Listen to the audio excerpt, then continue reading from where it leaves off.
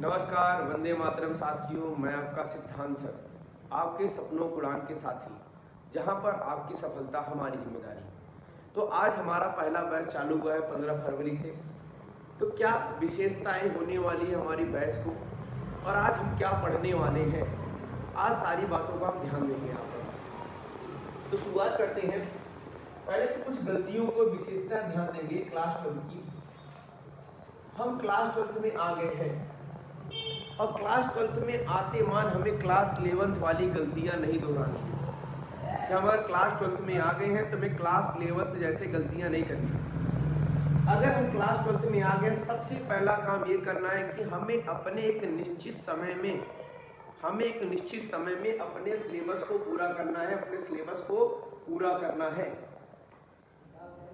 आप पढ़ाई कर रहे हैं तो पढ़ाई में सबसे पहला काम क्या है, आपके पास एक समय होना चाहिए, एक समय के अकॉर्डिंग पाठ्यक्रम होना चाहिए। और सबसे बड़ी गलती क्या नहीं करना है, गलती ये नहीं करना है कुछ विशेष चैप्टर, जैसे कुछ विशेष चैप्टर मतलब पहला चैप्टर हो गया, पहला चैप्टर पर इतना ज्यादा फोकस कर लेते हैं, इतना ज्यादा पढ़ लेते हैं कि दूसरे चैप्टर पर ध्यान ही नहीं दे पाते। और जैसे जैसे पाठ्यक्रम पूरा होता चलता है तो टीचर की भी रफ्तार बढ़ती है, और बच्चों की जो पढ़ने से जो दूरी हो जाती है और ज्यादा बढ़ जाती है। बच्चे बहुत दूर हो जाते हैं, पढ़ाई होता ही नहीं होता है, बहुत दूर हो जाएंगे। उसके बाद क्या होगा, कहीं अरे भैया पहले चैप्टर तो बहुत सही पढ़े थे, दूसरा चैप्टर बहुत सही पढ़े थे, लेकिन आखिरी तक आते आते, ऐसे फिजिक्स में सेमीकंडक्टर तक आते थे, सारे बच्चे भूल जाते हैं। और ये एक ऐसा इकलौता चैप्टर है, जितने भी आखिरी के चैप्टर हैं वो सारे चैप्टर लिंक करते हैं। जैसे आगे चल के आप ग्रेजुएशन करेंगे, बीटेक करेंगे, बीएससी करेंगे, तो वहां पे सबसे ज्यादा महत्व चैप्टरों का आखिरी के चैप्टरों का होता है, सेकेंड पार्ट से चीजों को चालू होता है। और हम लोग क्या करते हैं, पहले चैप्टर पे इतना फोकस कर डालते हैं, पूछो मत। पहला चैप्टर पढ़ेंगे 3 महीना, और आखिरी के चैप्टर 1 दिन 2 दिन में निकाल देंगे, नोट्स देकर किसी तरीके से निकाल दिया जाएगा। हमने देखा है, हमने बहुत बार देखा है कि खासकर जो आखिरी चैप्टर है, सेमीकंडक्टर का जो चैप्टर है, केमिस्ट्री एवरीडे लाइफ वाला जो चैप्टर है, ये सारे चैप्टर जो हो गए, खासकर मैथ में हो गया, बीजी गणित जो हो गया, अलजेब्रिक पोर्शन हो गया, प्रायिकता हो गया, प्रोबेबिलिटी हो गया, ये सारे चैप्टर क्या करते हैं, इतना जल्दी उड़ा देते हैं, इतना जल्दी खत्म करते हैं, लगता है कि रफ्तार चल रही है। शुरुआत तो बहुत आसान चलेगा। पहला चैप्टर जैसे रिलेशन एंड फंक्शन है मैथ में, उस चैप्टर में कुछ है नहीं उस चैप्टर में, लेकिन उस चैप्टर को पढ़ाएंगे कितने दिन, 1 महीना पढ़ाएंगे। इलेक्ट्रोस्टैटिक्स कितने दिन पढ़ाएंगे, 1 महीना पढ़ाएंगे। जबकि इलेक्ट्रोस्टैटिक्स केवल और केवल 10 दिन से ज्यादा चैप्टर है ही नहीं, पढ़ाएंगे कितना दिन, 1 महीना। क्योंकि उनको बैच बनाने से मतलब है, बैच बनाना है। और क्या करेंगे, जैसे हमारा बोर्ड एग्जाम जो चालू होता है, सिंपल सी बात है, हमारा जो बोर्ड एग्जाम है और हमारा जो जेईई मेंस है, हमारा बोर्ड एग्जाम और जेईई मेंस का जो डेट है, सिंपल फॉर्म में समझना, बोर्ड एग्जाम लगभग में फरवरी में होता है, फरवरी में, लेकिन जो जेईई मेंस का एग्जाम है ये जनवरी में होता है। मैं कहता हूं कि दो के दोनों बराबर में ही हैं, ज्यादा से ज्यादा 15 से 20 दिन का डिफरेंस होता है बोर्ड एग्जाम और जेईई मेंस में। अब गलती क्या होती है, सबसे बड़ी गलती क्या होती है, जब हम बोर्ड एग्जाम का सिलेबस नहीं कंप्लीट कर पाएंगे तो हम जेईई मेंस का कहां कर पाएंगे। जितना जल्दी सिलेबस पूरा होगा उतना जल्दी प्रैक्टिस करने पर ध्यान लगेगा। पहला काम क्या है, सिलेबस जो हमारा जो पाठ्यक्रम, उस पाठ्यक्रम को पूरा करने पर ध्यान होना चाहिए। और सबसे बड़ी बात है, एक चैप्टर जब भी पढ़े, हम कोई भी चैप्टर पढ़ना चालू करें, जैसे लक्ष्मी आप एक चैप्टर पढ़ रहे, उस चैप्टर में मैंने कहा इलेक्ट्रोस्टैटिक्स चैप्टर, पहला चैप्टर पढ़ रहे हैं, हमें कम से कम नहीं तो 200 क्वेश्चन तो जरूर से जरूर सॉल्व करने हैं। हमें 200 क्वेश्चन जरूर सॉल्व करने हैं, भले वो टीचर सॉल्व ना कराए, लेकिन हमारा कर्तव्य बनता है, हमें उस पूरे चैप्टर को पूरा करना है। 200 क्वेश्चन। अब ये 200 क्वेश्चन कैसे, जेईई मेंस की पीवाईक्यू 2002 से लेकर 2026 तक जितने नए पेपर आए हैं, सारे चीजों को देखकर लगाना है। ये नहीं कि कुछ देख लिए, हाँ, खासकर यूट्यूब खोल खोल के लोग देखते हैं। आज की सबसे अच्छी परंपरा हमें अच्छी लगती है, परंपरा बहुत अच्छी है ना। पहला काम करेंगे, जाएंगे यूट्यूब पे सर्च कर देंगे जेईई मेंस पीवाईक्यू, खट खट आ जाएगा, वही देख के छाप लेंगे। आपने प्रैक्टिस कहाँ किया? और दूसरी सबसे विशेष बात क्या है कि हम पढ़ाई तो कर रहे हैं, हमारी जो पढ़ाई का जो उद्देश्य है, हम जो पढ़ाई कर रहे हैं, हमारे पढ़ाई का जो उद्देश्य है, हम उससे बहुत दूरी पे हैं। कैसे दूरी पे? हमें डिसीजन ही लेना सबसे कठिन पड़ जा रहा है। हमारा डिसीजन मेकिंग क्षमता, जो हमारी जो क्षमता होनी चाहिए, शक्ति होनी चाहिए कि हाँ डिसीजन लेने की, सबसे खराब हो गई। हो गया कि नहीं हो गया? क्यों खराब हो गया? क्योंकि इसका सबसे बड़ा रीजन है क्वेश्चन की प्रैक्टिस ना करना। यूट्यूब इंडस्ट्री की बात है। यूट्यूब क्या करता है? आपके दिमाग के साथ खेल रहा। ऐसा कोई व्यक्ति नहीं है, इंक्लूडिंग मैं भी, ऐसा दुनिया में ब्रह्मांड में ऐसा कोई नहीं, खासकर इंडिया की बात कर रहा हूँ, यहाँ तक मोदी जी की बात कर रहा हूँ, ऐसा वो भी स्पोर्ट के लिए जरूर खिसकाते होंगे। क्योंकि हमारा क्या इतना ज्यादा शॉर्ट टर्म आ गए यूट्यूब जब से आया है कि कोई लॉन्ग टर्म लेना ही नहीं चाहता। वो क्या करेगा? आज पढ़ाई किससे कर रहा है? आज जैसे मैं पढ़ा रहा हूँ, ठीक है, मैं पढ़ा दिया, कल कोई दूसरे टीचर के पास जाएगा, परसों कोई दूसरे टीचर के पास जाएगा, बस उसको किसी तरीके से उसको मतलब ऐसे टेस्ट होता है, टेस्ट। आप कुछ चीज खाए, आप पानी पूरी खाने गए, नहीं भैया ये वाला स्वाद नहीं अच्छा है, ये वाला खिला दो, नहीं ये नहीं ये अच्छा है, ये नहीं ये अच्छा है। मतलब उसके सामने जब विकल्प आएंगे उस विकल्प को ही नहीं सिलेक्ट कर पाएगा। इसलिए मैंने कहा ना, डिसीजन मेकिंग जो क्षमता है हमारे लोग के अंदर, क्षमता होनी चाहिए कि अपने संकल्प, अपने उद्देश्य को पूरा करने के लिए, लेकिन वही चीज हमारे अंदर सबसे बड़ी कमी बन गई है आज के समय। तो हमें पढ़ाई के समय सबसे पहला काम करना है, अगर हमें वास्तव में IIT जैसे एग्जाम फोड़ने हैं तो पहला काम यही करना है कि हमारा जो बोर्ड एग्जाम है, जो जेईई मेंस का जो सिलेबस है, क्योंकि जेईई मेंस में क्लास 11th का भी आता है बोर्ड एग्जाम में, लेकिन आपका क्लास 12th का आएगा, ये क्लास 12th का आएगा। तो यहाँ पर जो हमारा जो सिलेबस होना चाहिए बोर्ड एग्जाम में, वास्तविकता में हमारा कितना ड्यूरेशन होना चाहिए कंप्लीट करने के लिए, सिलेबस को कितना समय होना चाहिए? मेरे हिसाब से ज्यादा 9 महीने। आज देखिए 15 फरवरी हो रहा है, आज कितना फरवरी है? 15 फरवरी है। 15 फरवरी से कितने नवंबर तक? 15 नवंबर तक 9 महीने पूरे हो जाएंगे। 15 फरवरी से 15 नवंबर तक आपके पूरे हो जाएंगे। कितने दिन पूरे हो जाएंगे आपके? 9 महीने पूरे हो जाएंगे। और 9 महीने में कितने चैप्टर पढ़ने हैं? फिजिक्स में 10 पढ़ने हैं, केमिस्ट्री में 14 से 15 चैप्टर पढ़ने हैं, क्लास 12 की बात कर रहा हूं। और आपके जो मैथ है, मैथ में भी आपके 11-12 चैप्टर टोटल पढ़ने हैं। कुल मिला के देखा जाए ओवरऑल 32 से 33 चैप्टर ही हमें पढ़ने हैं। अब देखो 9 महीने को अगर 9 गुणे 30 कर लोगे, 9 गुणे 30 कर लोगे, क्योंकि 9 महीने, हर एक महीना 30 दिन के, 31 दिन के, मैं कुछ चैप्टरों को मैं डिक्लेयर कर दे रहा हूँ, हटा दे रहा हूँ। 9 0 9 त्रिक 18, 9 त्रिक 27, 270 दिन। कितने दिन? 270 दिन। टोटल चैप्टर कितने हैं हमारे पास? हमारे पास टोटल चैप्टर कितने हैं? मैं कहता हूँ 32 चैप्टर हैं। कितने चैप्टर हैं? 32 चैप्टर हैं। अगर मैं इन 32 चैप्टरों से, इस 32 चैप्टरों में 270 से अगर मैं डिवाइड करूंगा तो एक चैप्टर पढ़ने के ड्यूरेशन में पता चल जाएगा कि एक चैप्टर हमें कितने दिन में पढ़ना है। समझा रहे नहीं समझा रहे? एक चैप्टर कितने दिन में हमें पढ़ना है। तो ये सारी चीजें तरीके होते हैं। हमें शुरुआत अगर कुछ भी करना है तो बढ़िया तरीका एक रणनीति के हिसाब से होना चाहिए। जैसे ये चीज बहुत कभी लोग को पता है कि एक चैप्टर पे कितना टाइम देना चाहिए, एक चैप्टर पे कितना टाइम देना चाहिए। वास्तविकता में कोई भी अपने क्लास 11th और 12th में कोई भी ऐसा चैप्टर नहीं है जो 20 घंटे से ज्यादा ले। हाँ, पूरे A to Z सवाल लगाने के बाद भी बता रहा हूं, कोई भी ऐसा चैप्टर नहीं जो 20 घंटे से ज्यादा है।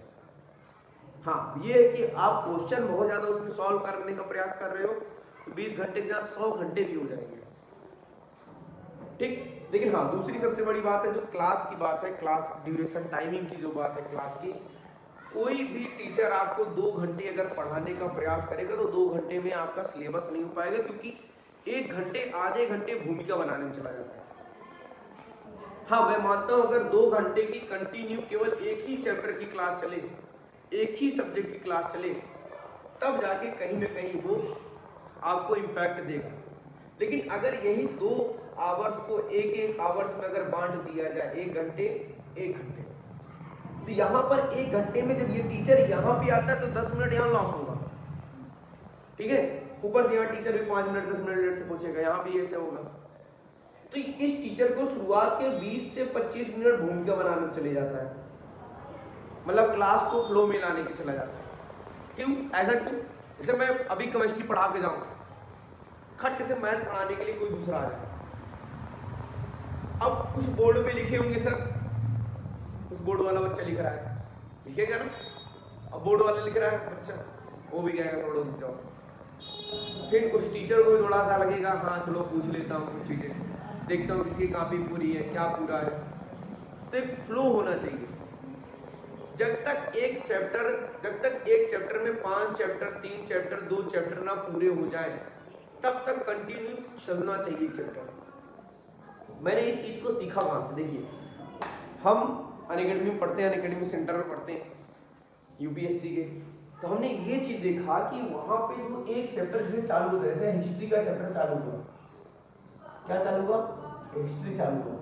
तो हिस्ट्री जब चालू हुआ तो हिस्ट्री जब तक खत्म नहीं हो रहा है, ऐसे मेडिवल चालू हो गया, मॉडर्न चालू हो, जब तक मॉडर्न हिस्ट्री पूरा कंप्लीट नहीं हो गया तब तक मॉडर्न हिस्ट्री चलता रहेगा।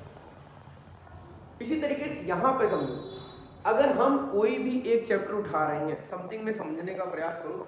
हमने कहा, हमने अपने क्लास 12th के फिजिक्स केमिस्ट्री मैथ की बात कर रहा हूँ, तीनों पीसीएम की बात कर रहे हैं। किसकी बात कर रहे हैं?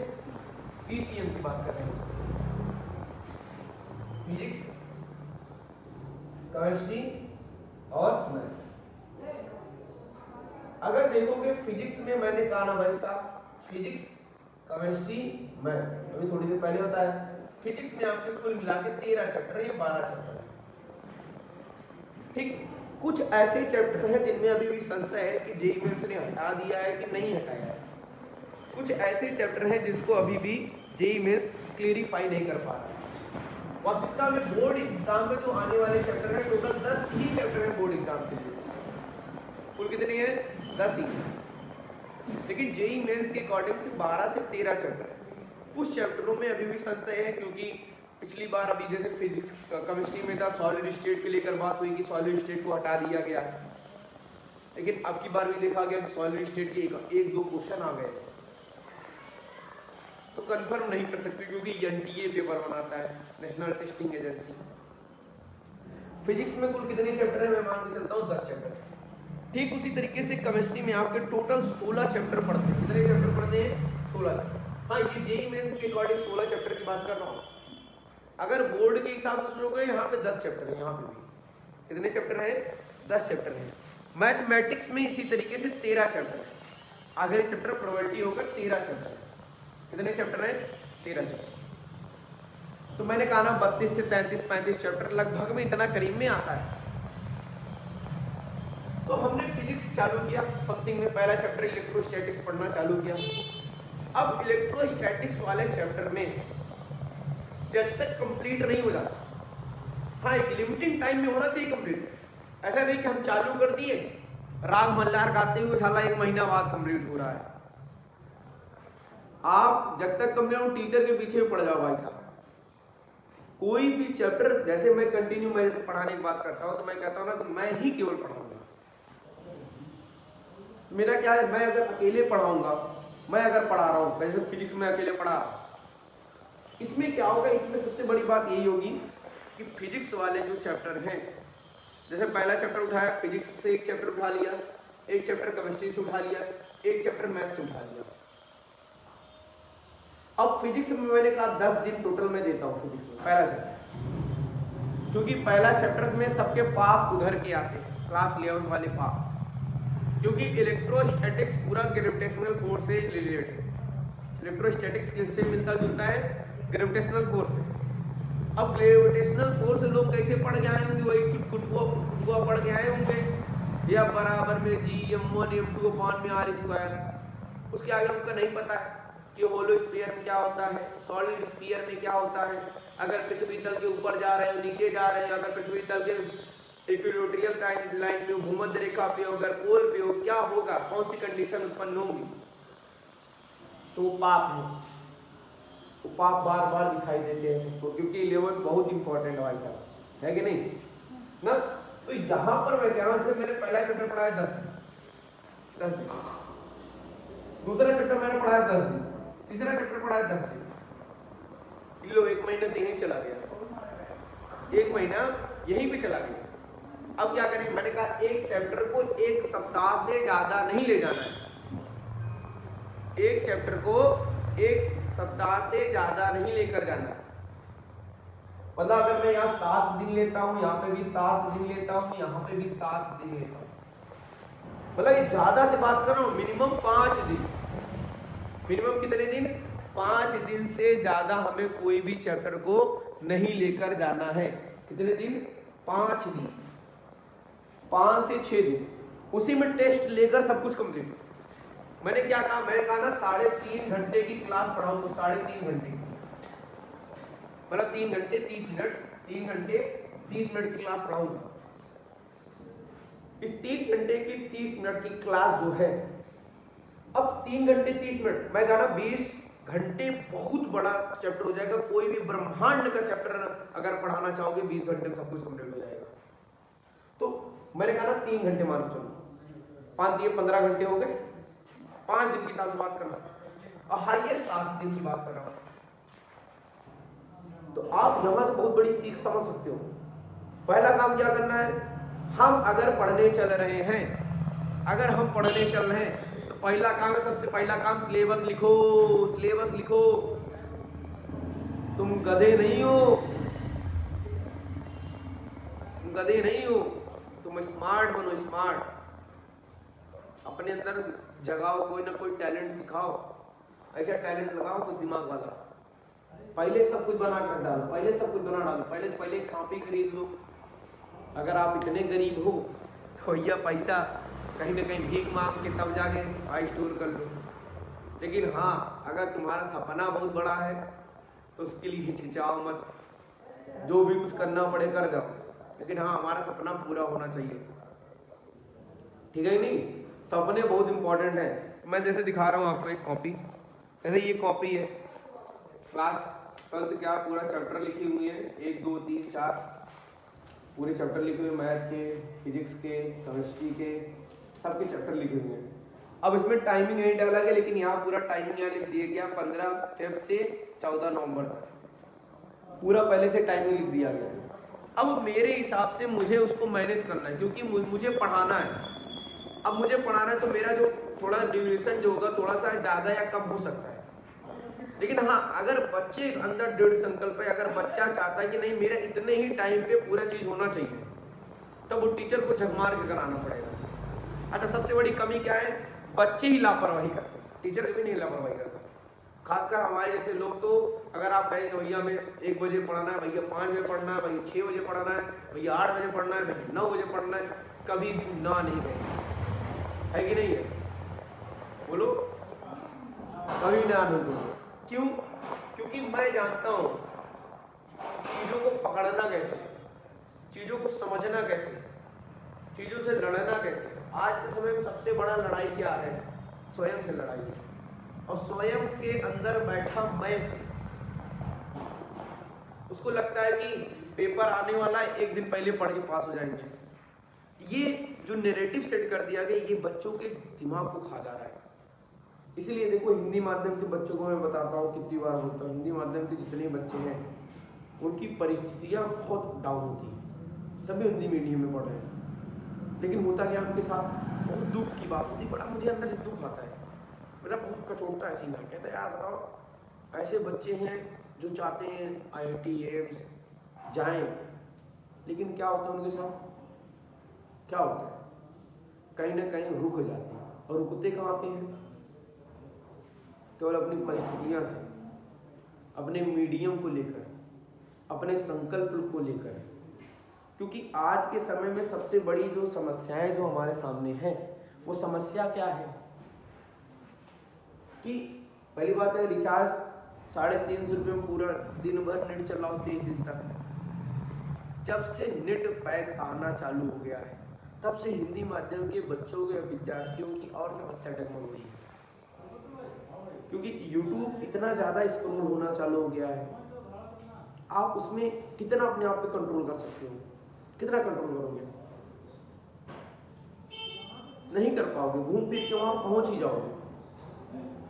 वैसे हम ही को देखो, हम ही यूट्यूब वीडियो शूट कर रहे हैं, हम भी उसी कीचड़ के एक पात्र हैं, हम भी उसी कीचड़ के।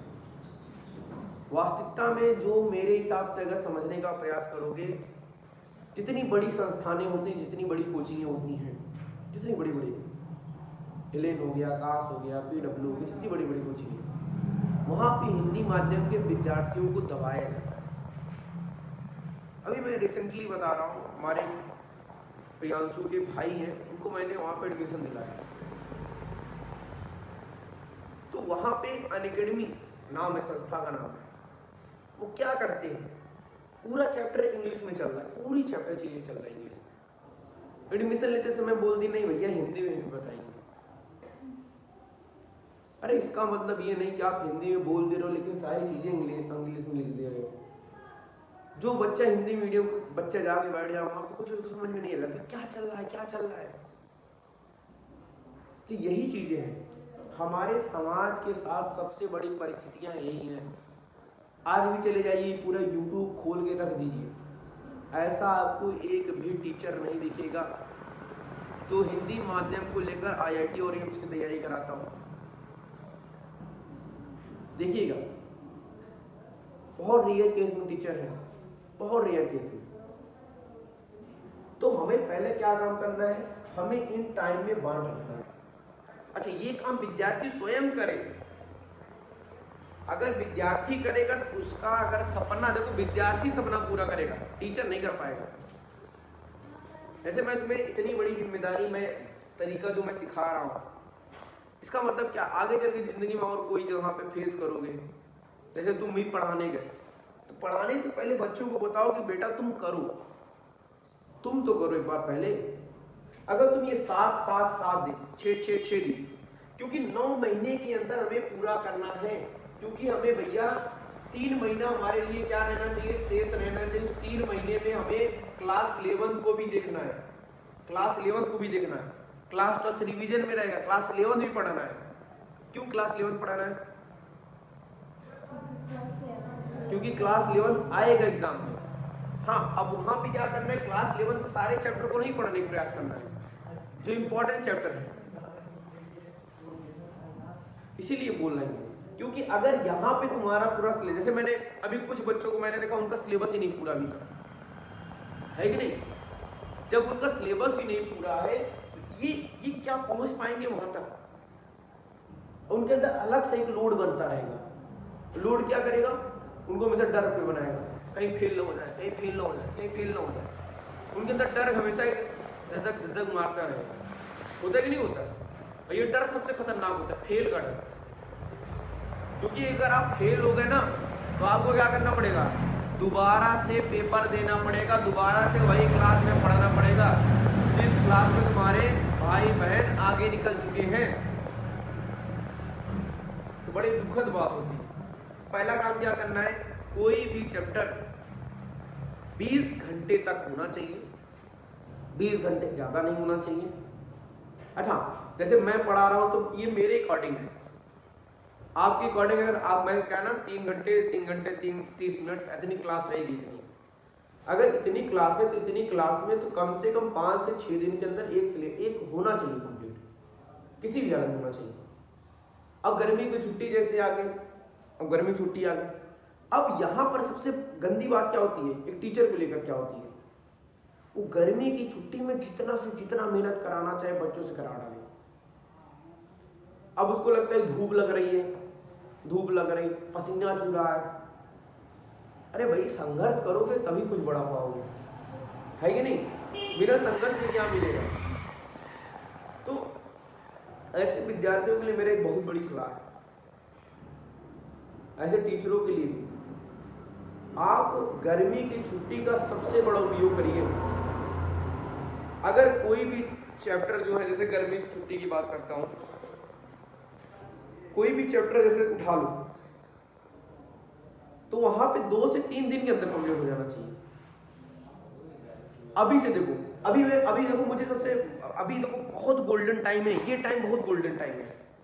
अब कैसे कहोगे गोल्डन टाइम है? देखो इस भी बात को भी मैं आपको बता देता हूँ। अभी बहुत सारे बच्चों का बोर्ड एग्जाम चल रहा है, आने वाला बोर्ड एग्जाम बिहार बोर्ड में चल रहा है, सीबीएसई का चलने वाला, सब लगभग आगे पीछे हो गए। अब यहाँ पर बच्चे क्या करते हैं, खासकर क्लास 11th वाले, जो क्लास 11 से अब कहाँ पे जा रहे हैं, क्लास 12th में जा रहे हैं, क्योंकि इनका एग्जाम क्या हो गया है, ओवर हो गया है। एग्जाम क्या हो गया, खत्म हो चुका है, एग्जाम खत्म हो चुका है। जब इनका एग्जाम खत्म हो गया है, अब इनके पास टाइम कितना है, फरवरी का टाइम है, मार्च का टाइम है। अब स्कूल कहाँ, ये देखिए ये कितने दिन हो गए, लगभग ये 50 दिन है, 50 दिन है ये। मार्च पूरा 30 दिन है, 30 दिन है पूरा। यहाँ पे कितने दिन है, आज 15 हो गया, चलो मानो 13-14 दिन है, कुल मिला के 50 दिन की बात कर रहा हूँ। 13 दिन यहाँ पे भी है, 43 दिन ऐसे ही हो गए, तो 40 दिन 43 दिन। अच्छा अभी मार्च गए, अच्छा क्या अप्रैल से पहले दिन से स्कूल जाना चालू कर देंगे क्या? नहीं, हमें तो नहीं लगता कोई जाना चालू कर देता स्कूल। अप्रैल में स्कूल नहीं गए, स्कूल गए अप्रैल में, अप्रैल बाद मई में फिर छुट्टी, मई छुट्टी के बाद जून भी छुट्टी। तो ये देखो यहाँ पे भी आधा छुट्टी, मतलब केवल 1 महीने स्कूल जा रहे हैं, उसमें भी नहीं जाएंगे। मुझे पता है उनको गर्मी लगेगी, उनको बुखार आ जाएगा, बीमार हो जाएंगे, नाक चुनने लगेगी। तो यहाँ पे देखो, यहाँ पे 50 दिन 40 दिन, यहाँ पे फिर से 50 दिन 40 दिन, 40 80 दिन, और अपना टोटल पहले कितना होता है, तो 270 दिन है, और उसमें और छुट्टियां पड़ेंगी। कुल मिला के समझो 150 दिन तो तुम्हें स्कूल जाना ही नहीं है, कुल मिला जो इधर उधर छुट्टी मार के। तो कम से कम नहीं तो आपके पास 80 दिन तो आपके पास सामने है, 80 दिन। मैंने कहा ना, एक चैप्टर अगर 5 दिन का अगर आप टारगेट बनाते हो, कितने दिन का, 5 दिन का, अगर 5 दिन का अगर एक चैप्टर का तुम टारगेट बना लेते हो, तो 5 दिन अगर 80 दिन में बना के देखो, कहीं ना कहीं 15 नवंबर 14 नवंबर से बहुत पहले सिलेबस पूरा हो जाएगा। अगर सिलेबस पहले पूरा हो गया तब बहुत बेहतरीन हो जाएगा, तो 11th में मौका दे पाएंगे, हमारा बोर्ड एग्जाम का परसेंटेज बढ़ पाएगा। तो पहला टारगेट क्या होना चाहिए, सिलेबस का होना चाहिए, पाठ्यक्रम का होना चाहिए। अच्छा हाँ, पाठ्यक्रम की बात करते हैं तो फिजिक्स में कितने चैप्टर है, 10 चैप्टर है। पहला चैप्टर क्या होता है, इलेक्ट्रोस्टैटिक्स। पहला चैप्टर का नाम क्या है, इलेक्ट्रोस्टैटिक्स, उसको हिंदी में बोलते हैं स्थिर वैद्युतिकी। यहाँ पे हम लोग इलेक्ट्रॉन के बारे में पढ़े, इलेक्ट्रॉन के बिहेवियर से करंट का उत्पन्न कैसे होता है। मतलब यहाँ पे इलेक्ट्रोस्टैटिक्स मतलब रुके हुए चार्ज के बारे में पढ़ते हैं। स्टैटिक्स, रुके हुए चार्ज के बारे में लोग पढ़ने का प्रयास करते हैं। इलेक्ट्रोस्टैटिक्स बहुत इंपॉर्टेंट चैप्टर है इलेक्ट्रोस्टैटिक्स। ये पूरा चैप्टर ग्रेविटेशनल फोर्स से आधारित है। उसके बाद आता है करंट इलेक्ट्रिसिटी। करंट इलेक्ट्रिसिटी सभी ने पढ़ा है, सुना है करंट इलेक्ट्रिसिटी, क्लास 10th में पढ़ा होगा। करंट चैप्टर नाम का पढ़ा है ना, श्रेणी क्रम, समांतर क्रम पढ़ा ही होगा। उसके बाद जो चीजें चैप्टर है, magnetic field and current and magnetism, magnetic field के बारे में पढ़ना, ये भी हमने पढ़ा था क्लास 10th में, थोड़ा सा देखा था, समझा था।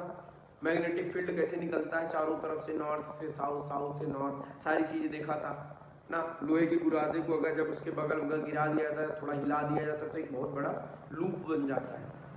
मैं सब चीजें बताएगी। उसके बाद हम लोग पढ़ेंगे इलेक्ट्रोमैग्नेटिक इंडक्शन। इलेक्ट्रोमैग्नेटिक इंडक्शन का मतलब क्या है, जो वेव चलते हैं, वेव देखा ना, वेव, तो वेव का जो पोजीशन होता है, परमिटिव होता है, वो किस प्रकार का होता है, यहाँ पे उसको देखेंगे। तो कुल मिला के हमें 10 चैप्टर देखने हैं। आखिरी चैप्टर का नाम होता है इलेक्ट्रॉनिक डिवाइस। कौन सा चैप्टर, सबसे इंपॉर्टेंट चैप्टर, सबसे मुझे मजा आता है उस चैप्टर में। सेमीकंडक्टर इसे बोलते हैं, सबसे मजेदार चैप्टर है और सबसे ज्यादा आने वाला चैप्टर है, पूरे बीटेक के एग्जाम में पूरा भरा हुआ है। अगर आप आगे इंजीनियरिंग की तैयारी करोगे ना, इंजीनियरिंग में सबसे पहले जो विपत्ति आती है, क्योंकि हम लोग ये चैप्टर पढ़ते ही नहीं, रट के जाते हैं यहाँ से।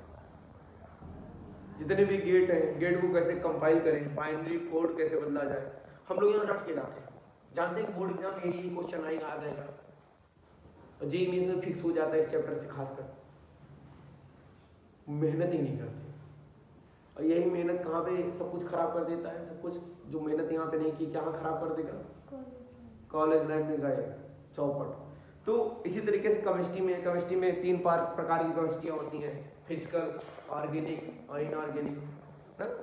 फिजिकल में क्या पढ़ेंगे, फिर से वही क्लास 11th का चैप्टर आपने जो सोल्यूशन पढ़ा था, मोल कॉन्सेप्ट पढ़ा था, यहाँ पे हम लोग सोल्यूशन पढ़ेंगे।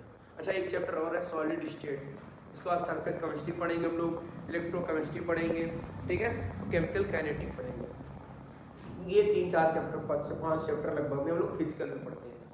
फिर इनऑर्गेनिक में क्या पढ़ेंगे, general principle of process of element के बारे में पढ़ेंगे हम लोग पहले, फिर से वही चीज़ें पढ़ेंगे। उसके बाद पी ब्लॉक पढ़ेंगे, एलिमेंट पढ़ेंगे। पी के बाद कौन सा, डी एंड एफ ब्लॉक पढ़ेंगे, डी एंड एफ ब्लॉक, ठीक, डी एंड एफ ब्लॉक पढ़ेंगे। उसके बाद कोऑर्डिनेशन कंपाउंड, जो उस दिन दिखा रहा था, उस दिन आपको पढ़ा रहे थे कोऑर्डिनेशन कंपाउंड के बारे में, कोऑर्डिनेशन कंपाउंड पढ़ेंगे। कोऑर्डिनेशन कंपाउंड के बाद ऑर्गेनिक केमिस्ट्री, मोस्ट इंपॉर्टेंट। इसीलिए मैं पहले से बता रहा था कि जीओसी पढ़िए, जीओसी आईओसी जरूर पढ़िए। जीओसी में जनरल ऑर्गेनिक केमिस्ट्री आपको आना चाहिए। बिना जीओसी पढ़े अगर आप क्लास 12th का ऑर्गेनिक पोर्शन पढ़ते हो तो आपको कुछ नहीं समझ आने वाला है। हाँ, आ जाएगा, ऐसे बहुत सारे टीचर कहते हैं मैं पढ़ा दूंगा, आ जाएगा, बस केवल रटने के लिए आएगा। आप एक भी मैकेनिज्म नहीं बना पाओगे, तो आप चाहे रट के पास करिए, चाहे जैसे पास करिए, वो आपके ऊपर करता है। लेकिन मेरे हिसाब से जीओसी मस्ट है पढ़ना, जीओसी जरूर बच्चे पढ़े। जीओसी पढ़ाने का भी प्रयास किया जाएगा, 100% है, जीओसी जरूर पढ़ाने का प्रयास करेंगे। क्योंकि जैसे ऑर्गेनिक चालू करेंगे, ऑर्गेनिक चालू करने से पहले जीओसी पूरा पढ़ा देगा, तब जाके मैं आपको क्या पढ़ाऊँगा, पूरा ऑर्गेनिक चालू करेंगे, ठीक। जैसे मैंने आपको अभी इनऑर्गेनिक में जब पढ़ा रहा था, पीरियोडिक टेबल पढ़ाया, केमिकल बॉन्डिंग आधा ही पढ़ाया था। तो हमने केमिकल बॉन्डिंग जब पढ़ाना चालू किया तो मैंने लगभग में जितनी चीज़ें इंपॉर्टेंट हैं सारी चीज़ों को बता डाला ना, सारी चीज़ों को बता डाला कि कैसे कोई भी चीज़ को निकाला जाता है। और जितने भी पीवाईक्यू थे लगभग में पीवाईक्यू सारे टच करने का प्रयास किया। तो इसी तरीके से मैथमेटिक्स में रिलेशन है, फंक्शन है, इनवर्स ट्रिग्नोमेट्री। हाँ, ट्रिग्नोमेट्री मस्ट इम्पॉर्टेंट। ट्रिग्नोमेट्री सबसे इजी चैप्टर है, लेकिन लोगों को क्या लगता है भैया सबसे खतरनाक, सबसे डेंजरस चैप्टर कौन सा है, ट्रिग्नोमेट्री है। ट्रिग्नोमेट्री ऐसी बात नहीं, सबसे इजी चैप्टर है। अगर उसकी बात करोगे तो उसके बाद आता है मैट्रिक्स और डिटर्मिनेंट। मैट्रिक्स और डिटर्मिनेंट, मैट्रिक्स में क्या है, मैट्रिक्स और डिटर्मिनेंट मतलब उसमें क्या है, रो और कॉलम सिस्टम देखना, ये सारी चीज़ें आसान है। उसके बाद अपना आता है limit and continuity and differentiability, सबसे इंपॉर्टेंट चैप्टर है। यही चैप्टर आपने कहाँ पे पढ़ा, क्लास 11 में पढ़ गया है। तो ऐसे करके हमको कहाँ पढ़ना है, वेक्टर अलजेब्रा पढ़ना है, प्रोबेबिलिटी पढ़ना है, सारी चीज़ें पढ़ते हुए आना है। समझ आ रहा है ना। तो आगे देखना, तो आज जो हम लोग पढ़ने का प्रयास करेंगे, पहला चैप्टर पढ़ने का प्रयास करेंगे, उसका नाम क्या है, इलेक्ट्रोस्टैटिक्स। पहला चैप्टर क्या सा पढ़ने का प्रयास करेंगे, इलेक्ट्रोस्टैटिक्स। समझ आ रहा है ना।